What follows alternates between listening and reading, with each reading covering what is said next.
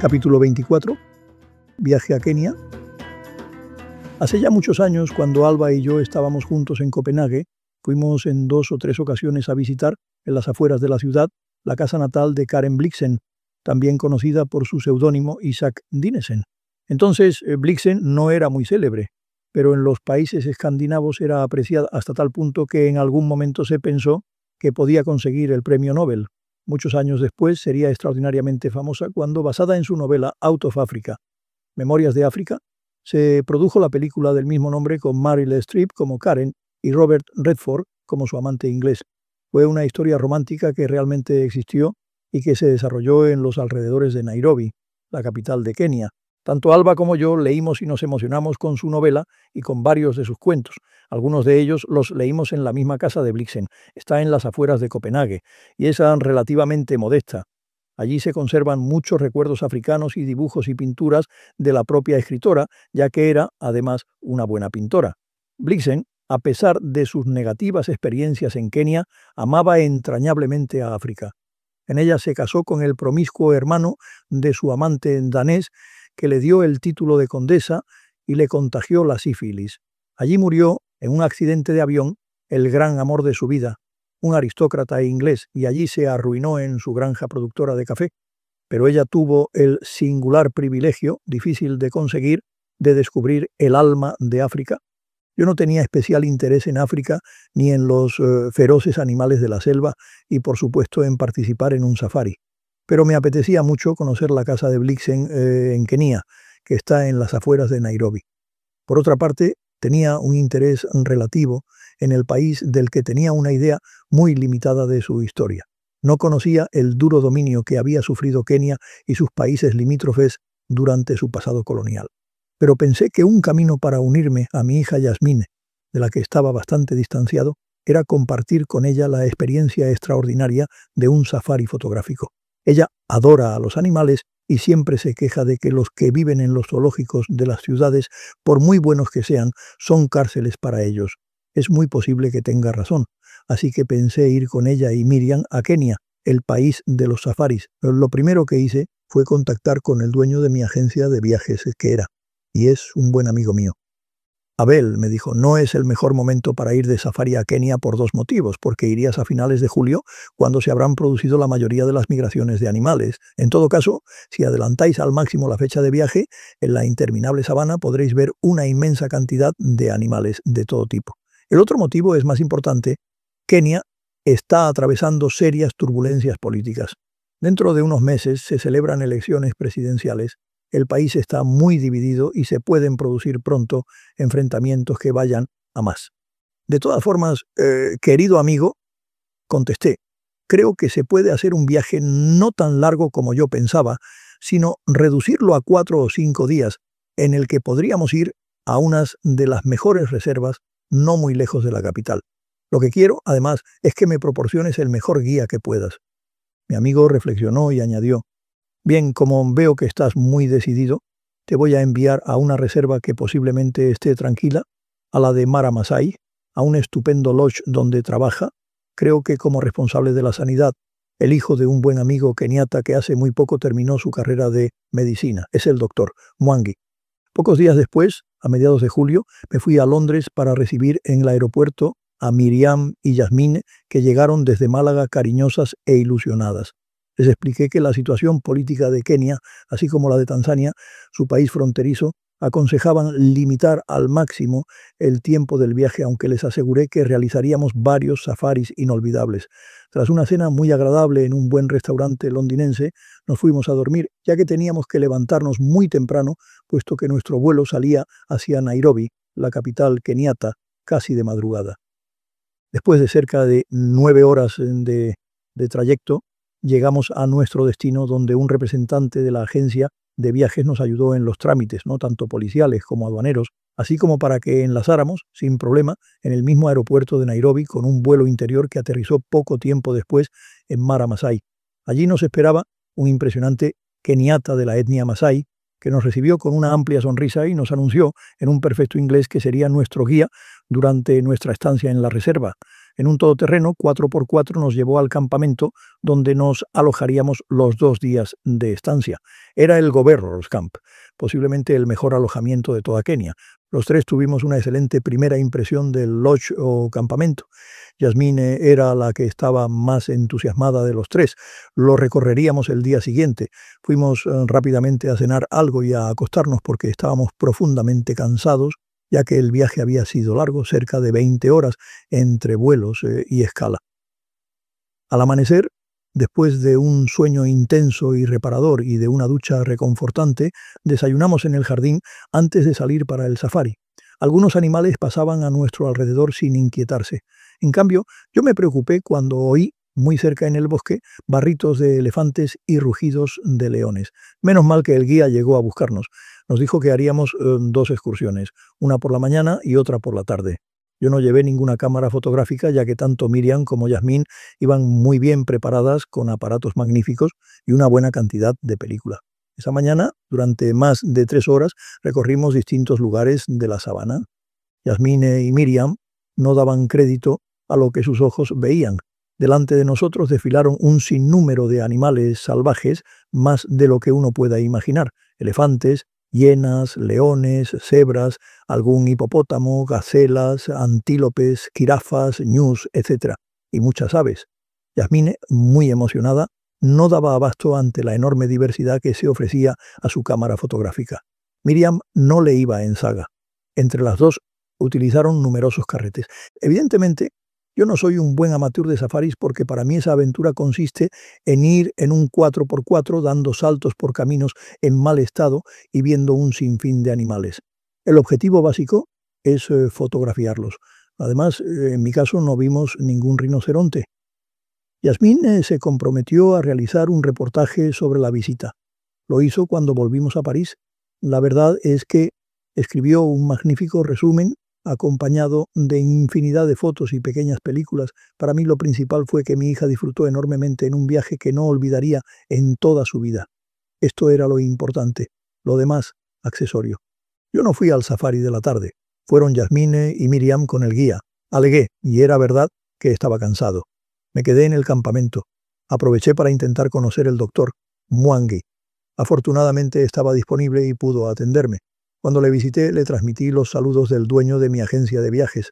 Era un hombre joven y de mirada inteligente, de la etnia Kikuyu, que es la más importante de Kenia y de la que formaba parte el primer presidente de la nación, Jomo Kenyatta, que fue quien dirigió durante algún tiempo la rebelión de los keniatas contra los británicos. El doctor Mwangi, al parecer brillante etnólogo, había sido, hasta hacía poco, director del Museo Etnográfico de Mombasa, la segunda ciudad keniata. Me habló de su joven país que políticamente solo tenía, como él, algo más de 30 años, pero que, desde el punto de vista antropológico, se había demostrado que es una de las cunas de la humanidad, lo que ya había supuesto Darwin. Kenia se puede definir como tierra de pasión, me explicaba, de encuentro brutal y sangriento de varias civilizaciones y etnias africanas, kikuyus, bantúes, masáis, luos, y de conquista imperialista violenta principalmente de árabes, en su mayor parte procedentes de Omán, y también de persas, asiáticos y portugueses, proseguía. Ha sido tierra de mercaderes de oro, hierro, especias, marfil y también de esclavos, que eran capturados por los árabes con la ayuda de los indígenas en las enormes sabanas y selvas del país. Esos esclavos se amontonaban principalmente en Mombasa y sobre todo en la isla de Zanzíbar, que es, por su terrible historia, como si fuera la gemela de la de Corea, en la parte occidental de África que me ha dicho que usted conoce bien. Debería viajar a Mombasa y Zanzíbar y visitar los almacenes de esclavos para darse cuenta de hasta dónde llegó la avidez de los negreros europeos que comerciaban con ellos y los transportaban a partir de aquellas poblaciones. Continuó. Pero también intervenían principalmente los propios africanos, además de los árabes y otros asiáticos que venían a esos centros para vender o comprar esos esclavos. Hoy día hay descendientes de ellos en muchas partes del mundo, desde China y el Oriente Próximo hasta Estados Unidos. Las palabras de Mwangi me confirmaban que antes de que se produjera el colonialismo occidental, los orientales y principalmente los omaníes ya habían ejercido durante siglos sus ansias de conquista y poder no solo en el Mediterráneo, sino también en las regiones más orientales de África. La historia colonial europea en Kenia llegaría hasta el siglo XIX y la primera mitad del XX, teniendo como principales protagonistas a alemanes y británicos, entre los que destacan los míticos Stanley y Livingstone. Dominaron los británicos, que impusieron un sistema racista similar al de Sudáfrica y de evidente explotación del país y de su población. La lucha indígena contra los conquistadores duró décadas, en las que se sucedieron rebeliones, guerras, prisioneros, muertes y miseria. Al final, en diciembre de 1963, llegó la independencia y se implantó un sistema democrático. Pero desde entonces, con algunas excepciones, no hay aún año que no vea enfrentamientos más o menos sangrientos entre los keniatas, que son de gran diversidad étnica. Todo esto ocurre en uno de los países más bellos del mundo. Efectivamente, me aseguraba el doctor Mwangi, coincido con usted en que mi país ha sufrido tanto el imperialismo y el colonialismo occidental como el oriental. Kenia es la síntesis de las culturas locales y las de los conquistadores que han sojuzgado el país. Nuestra lengua local, el suajili, es un buen ejemplo de esa simbiosis. De todas formas, pienso que a pesar de todas las dificultades que estamos sufriendo, mi país va por el buen camino. Yo creo que es bueno que esté muy cerca de Occidente, no solo por su herencia portuguesa y británica, sino por el hecho de que su cultura es en buena parte occidental, dado que, más o menos, la mitad de su población es de confesión cristiana. Yo mismo soy de una familia protestante. Además, la lengua inglesa, que es, junto con el suajili, la más hablada del país, facilita el acercamiento. Me agradaba mucho haber encontrado un interlocutor keniata tan interesante, ponderado e informado. Me contó además que esperaba con ilusión su próximo nombramiento como director del nuevo Museo Nacional de Ciencias Naturales, que se abriría en menos de un año en Nairobi. Tenía muchos proyectos para ponerlos en práctica, aprovechando la enorme diversidad natural del país y su rica historia etnológica. Me propuse volver a Kenia con más tiempo, cuando la situación política mejorara, y especialmente para conocer la costa del país y en particular Mombasa. Tendría también que acercarme a Zanzíbar, que forma parte de la República de Tanzania. Le comenté a Mwangi mi afición por coleccionar figuras de rinocerontes, lo que le entusiasmó. Comentamos brevemente sobre cómo va desapareciendo la especie, la enorme lucha que vive Kenia contra los cazadores furtivos, de los programas de rehabilitación, de parques y muchas otras cosas. Quedamos en mantenernos en contacto. Miriam y Yasmín volvieron de su segundo safari. La primera venía agotada y lo único que deseaba era descansar. En cambio, Yasmine estaba exultante, impresionada por la enorme cantidad de fauna que había visto. Pudo contemplar parte de la migración de miles de animales, especialmente de ñus que volvían de las proximidades del parque de Serengeti en el vecino país de Tanzania y se dirigían hacia la reserva de Masai Mara, que era donde nos encontrábamos. Me dijo con una sonrisa que hasta habían contemplado una pareja de rinocerontes. Además, la naturaleza las había fascinado. Al día siguiente iríamos al lago Nakuru. Estaban encantadas y llenas de pasión por la naturaleza. No creo que Yasmín tuviera dudas sobre lo que quería hacer en su vida, pero si tenía alguna, el viaje a Kenia la disipó. A la mañana siguiente, muy temprano, salimos en el 4x4 por una carretera aceptable hacia el lago Nakuru, una de las mayores reservas de aves, especialmente de pelícanos y de flamencos. En una de las charcas cercanas al lago vimos varios hipopótamos y, lo que no es frecuente, 2 rinocerontes y una cría que deambulaban por los alrededores del lago. Me produjo cierta emoción ver en su hábitat al gran animal, objeto de mi colección. Cebras, jirafas y muchos otros animales paseaban muy cerca de nosotros. La impresión de esta reserva y de tantos animales era estupenda, pero más aún lo era la expresión de la cara de mi hija, que pasaba de la admiración a la euforia por lo que veía y a la felicidad y gozo por lo que estaba experimentando. Yo, aparte de los rinocerontes, o más bien sus figuras, no tengo especial atracción por la fauna, pero gracias a ella fui feliz en el viaje a Kenia. Desde entonces noté que había establecido una clara sintonía afectiva con Yasmín. Me lo confirmó Miriam cuando volábamos desde Nauru a Nairobi. «Qué buena idea has tenido, Abel», me dijo. No creo que Yasmine olvide nunca esta experiencia. Fue un cortísimo viaje, puesto que dejamos para otro momento la visita de Nairobi, ya que el momento político no era nada propicio. Se estaban viviendo días de tensión entre varios candidatos a las elecciones que se celebrarían en diciembre y sus partidarios. La calle no era segura, así que desde Nairobi volamos directamente a París. Tampoco visité la casa de Karen Blixen, pero me dije que volvería a verla, como en realidad ocurrió tiempo después, y lo que es peor, en el país de los rinocerontes solo obtuve una figura de este animal y además de mala calidad. No tuve tiempo de ir a los mercados. Efectivamente, el viaje me unió mucho a mi hija y también a mi hermana.